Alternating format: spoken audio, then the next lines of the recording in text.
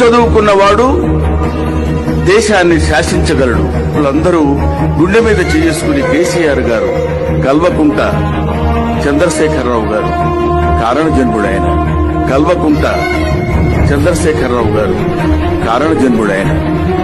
ఒక్క మాటలో చెప్పాలంటే ఏ ఊరికి అందరూ పొగుడుతున్నారు కాబట్టి నువ్వు కూడా పొగట్టడానికే వచ్చావా అనొచ్చు.